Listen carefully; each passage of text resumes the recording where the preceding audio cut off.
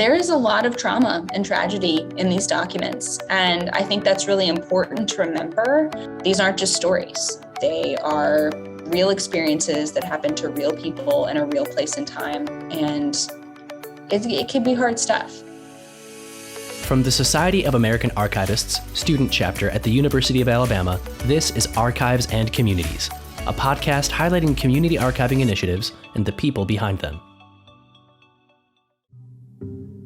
My name is Matthew Hamilton, and in today's episode, it is my pleasure to welcome Miss Lydia Neuroth, the project manager for Virginia Untold at the Library of Virginia, located in Richmond.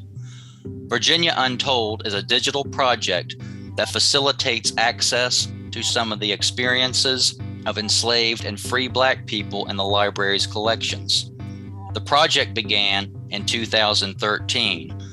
In addition to completing traditional archival functions, such as processing, indexing, and digitizing resources, Ms. Neuroth also spends much of the time implementing outreach and engagement opportunities. Ms. Neuroth, welcome. Thank you. Thanks for having me, Matthew. My pleasure. So tell us a little bit about yourself. Where are you from? Where you grew up? That sort of thing. So I grew up in Charlottesville, Virginia. I was an only child.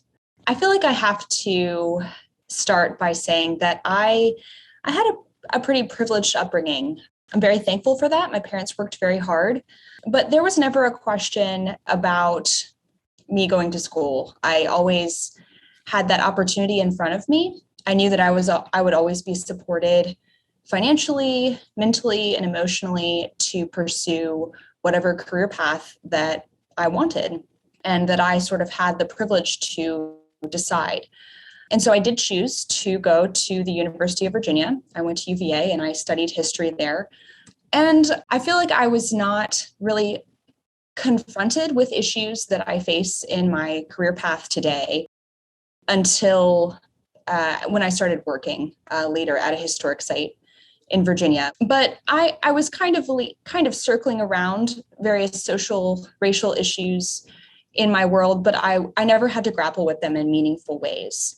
And I think that it's important to mention that, especially for someone like me in this work, I, as a middle-class white female, I was part of a group that historically had oppressed people of color in this country. And as a white person, I did benefit from those power structures, and I continue to benefit from them. And that's something that feels really heavy to open with, but at the same time, I feel like I can't not say, because I am forced to look at the historical precedents for those things every day in my work. I think about them a lot now, and I didn't have to think about them for many years.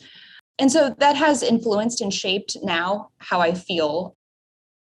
But on a more lighthearted side, yes, I grew up in Charlottesville. It is in many ways, a Southern town. And I eventually transitioned to North Carolina, where I got my graduate degree from the University of North Carolina at Chapel Hill, and then finally ended up in Richmond. Thank you for bringing up that important topic about how you grew up with those certain things. When did you learn about archiving, and what path led you to become an archivist? Yeah, I don't think I really knew that archives was a career until a couple years after I started working. I pursued a history degree in college. I loved the study of the past. I often thought about public history and how we interpret the past. I still think a lot about that, how we break down very academic sorts of history and share it with people and make it meaningful. But it was in my first job at James Madison's Montpelier, where I was studying the experiences of the enslaved people that lived and worked there. And I was actually spending a lot of time in the courthouse trying to trace these individuals.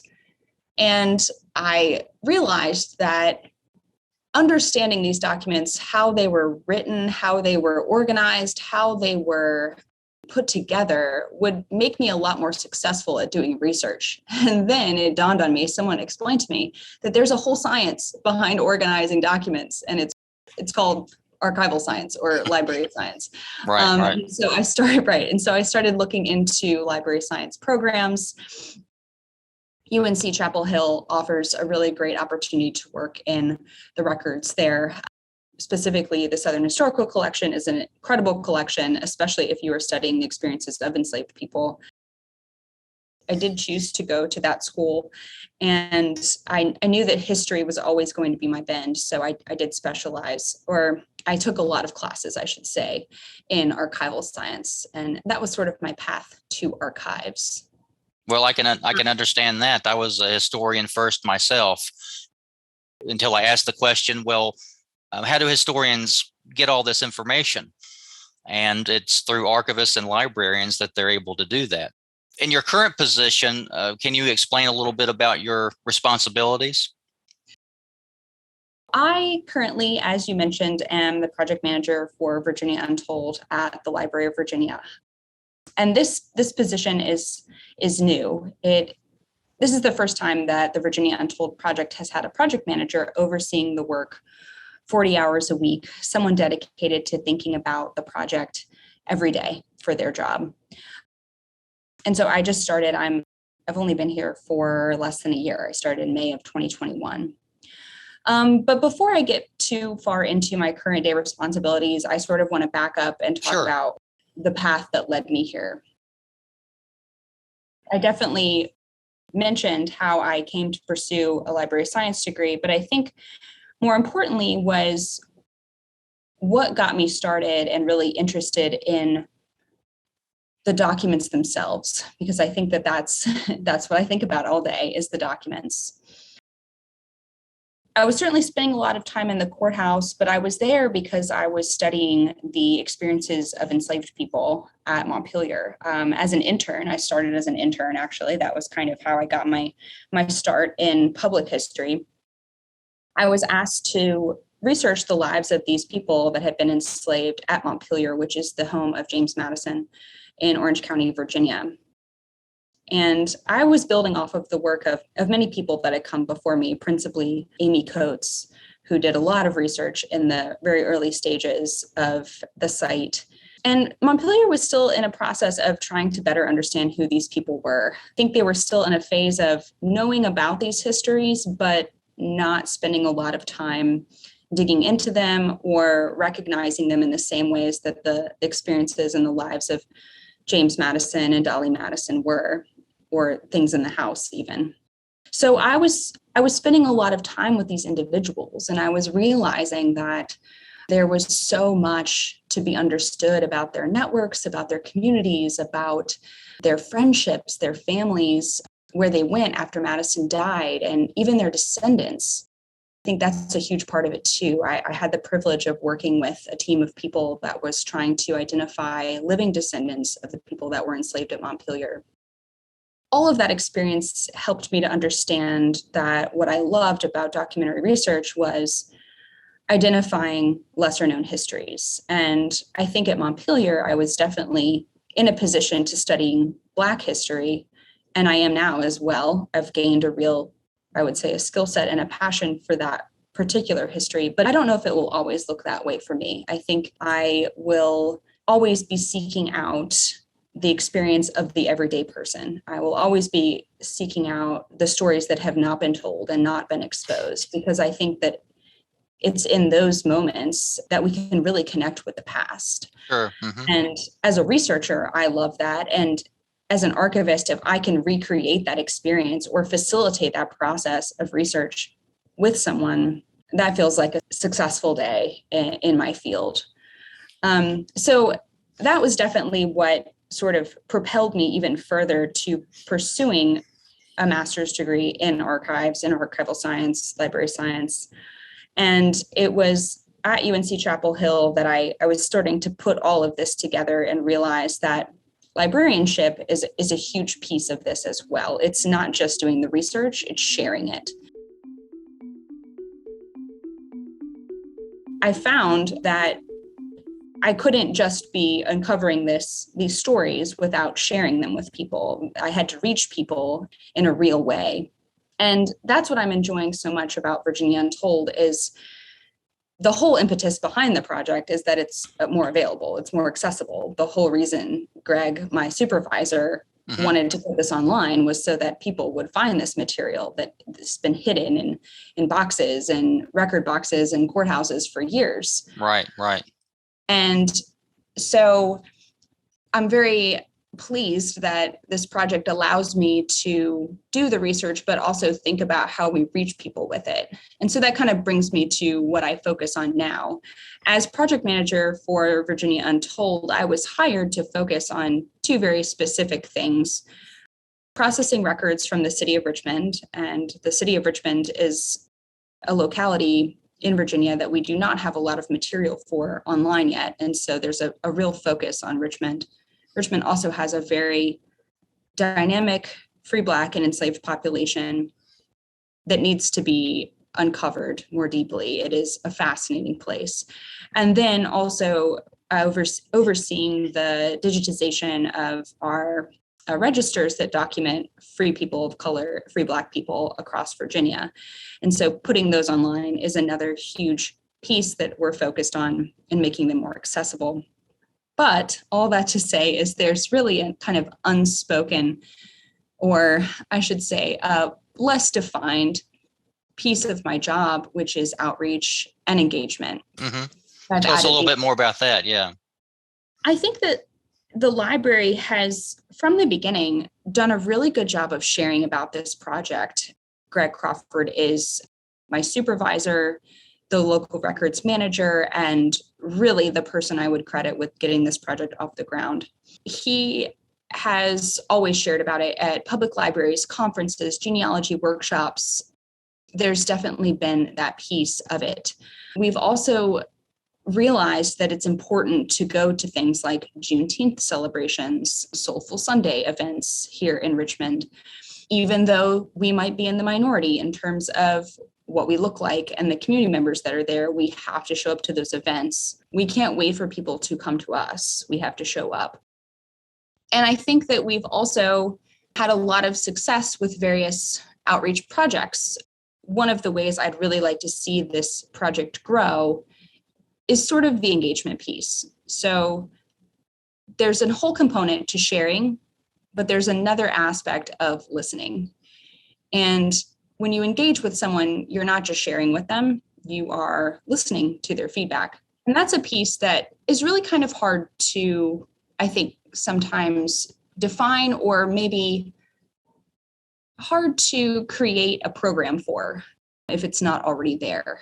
And so that's something that I've been thinking a lot about, is how do we create opportunities, whether it's an event, a program, an advisory board, that allows us to hear from the community, to know what their needs are, their research needs, and how can they then contribute to the work in a meaningful way, where it's not just us making decisions at an institutional level about what we think makes sense to put online, and more about what is needed. What are people researching right now? What kind of connections are they trying to make? What does this document mean to you? This is what it means to me, but does it mean something different to you? And I guess those outreach programs have become a little more challenging since we're living in the era of COVID, and you're developing, I assume, more technologies and so forth to facilitate cultural representation, accessibility in particular, and preservation. So tell us a little bit more about that. I've looked at the website, Virginia Untold, looked through some of the objects and documents that are on there. I guess it's never going to be complete, but how much more work do you think needs to be done to have it more accessible to users? Yeah, that's a great question that I think we are constantly trying to understand, wrap our minds around. Honestly, in a lot of ways, we've kind of just started thinking about that because this position, my position as a project manager, is still grant funded. And so we are always thinking about sort of the future, but we're thinking about it, I guess, differently now in terms of content and what will be, where does it end, or where do we keep going?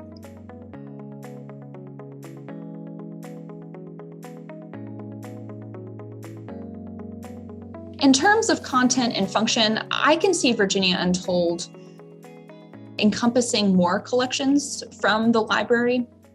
Right now, Virginia Untold focuses primarily on records created at the local level, meaning across courthouses from the state of Virginia.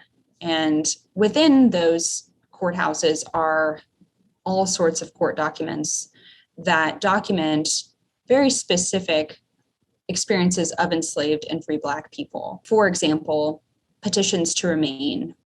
Petitions to remain were applications that people that were formerly enslaved had to submit to the state legislature or to their local court to remain in the state of Virginia.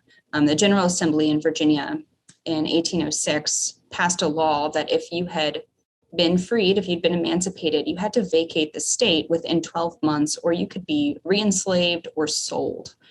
And so if you wanted to remain in the state with your family, with your community, with your free status, you were free, but you had to petition the state for that permission. Many free people relied on community networks and sort of the opinions of other white people in the community to help them gain the status to remain.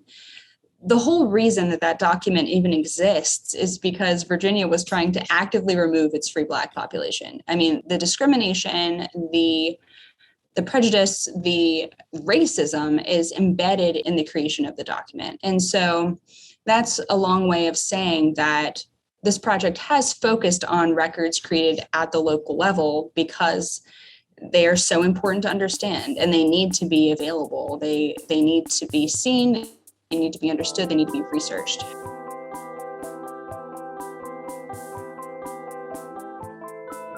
However, there are all sorts of connections that can be made with other collections within the library. So, for example, I'm finding all sorts of enslaved people that were hired to work at Tredegar Iron Works here in Richmond. We, at the library, in a different collection, have the records of the Tredegar Iron Works company. I'm sure you could make all sorts of connections between the individuals in these court papers to the private papers collection. Putting that online and helping someone make that connection is great. That's what we want. There's all sorts of different avenues we could go in terms of putting more things online. That's where I think prioritization really comes into play. And we shouldn't be the only ones making the decisions. So again, I'll reiterate that I think we need to better understand where the field is moving and also what the community is interested in. Does it make sense to exhaust the entire local records division at the Library of Virginia? Or do we move on to private papers and try to put account books online and letters and diaries and those types of things? We need the input. I don't think we should be making the decision in a bubble.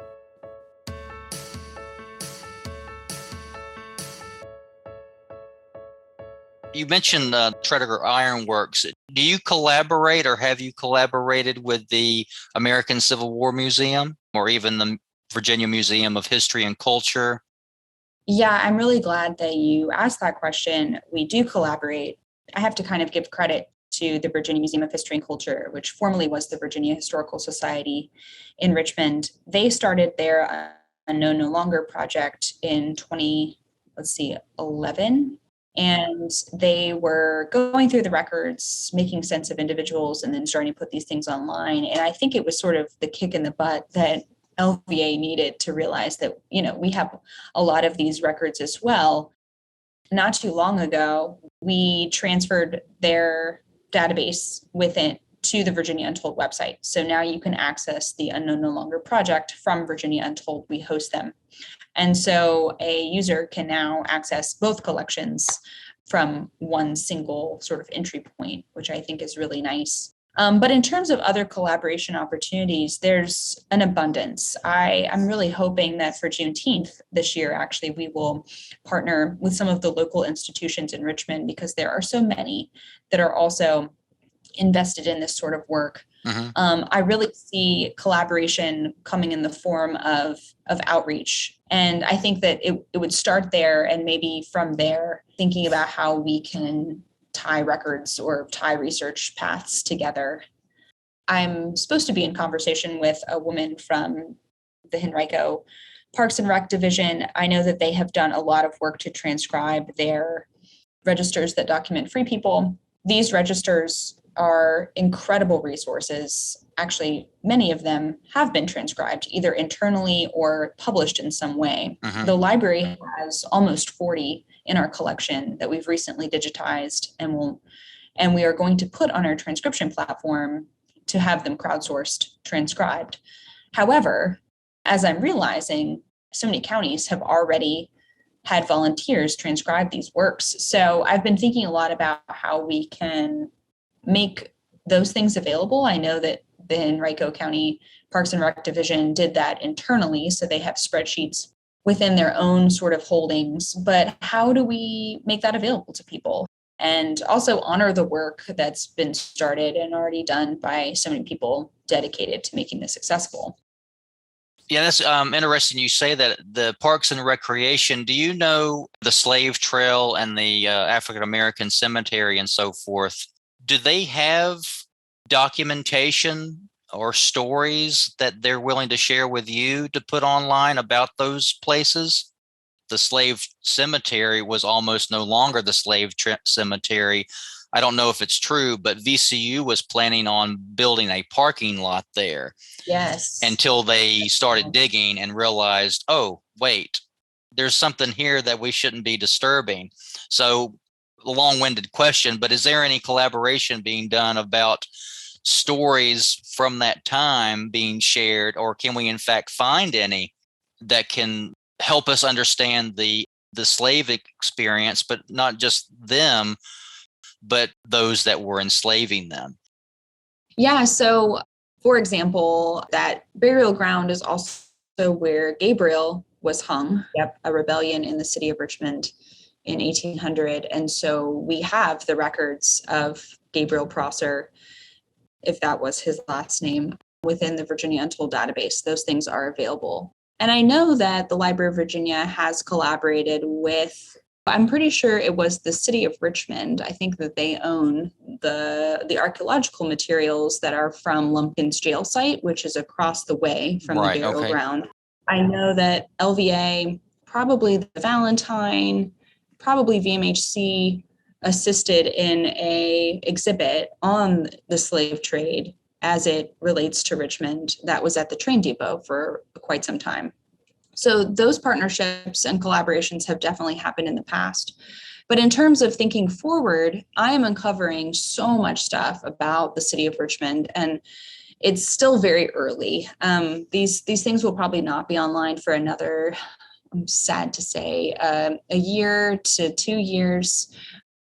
As I'm making connections and understanding people and more about the city of Richmond, I would love to think about how we would share that in a more public way than just putting it online, because I think that there's a lot of power in exhibition. There's a lot of power in collaboration, as you've mentioned. Thinking about the American Civil War Museum or other institutions locally that have a platform to share it. I think a lot is going to come to light in the next year that helps us to better understand sort of this Richmond landscape, which I'm very excited about. It's an exciting time, I think, to be an archivist and librarian. Yeah.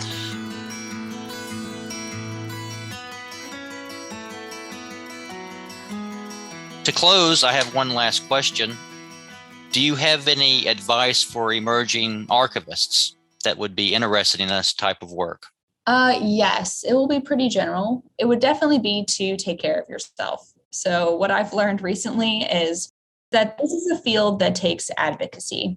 You will be doing your job, but you'll also often be in a situation where you'll have to talk about why your job's important and why it needs to be funded and why you need resources. And that can be really draining. That can really burn you out. Promotion is just a part of archive work because it is so behind the scenes. So I think it's really important that you find a good work-life balance. I think also with particular marginalized histories, there is a lot of trauma and tragedy in these documents. And I think that's really important to remember. I also think that it can be a huge emotional burden to bear alone. So just something to be mindful of in your work. ways that you can share about it in meaningful ways with others that allows you to not be alone with a hard history, because these aren't just stories. They are real experiences that happen to real people in a real place and time. And it can be hard stuff. My very general advice is take care of yourself, because most archivists are not in it because they knew they were going to make a lot of money. They're already passionate. They're already driven individuals. So think about work-life balance for sure. Well, that is very good advice to take to heart for sure. And I thank you for taking this time to speak with me about your work. It's a fascinating field to be in. And all those who are listening on the podcast, thank you for listening and have a good evening. This was an episode of Archives and Communities, the official podcast of the SAA student chapter at the University of Alabama. Music by Scanglobe and Scott Holmes. Opinions expressed in this podcast are not reflective of any particular institution. Thank you for listening, and join us again next time.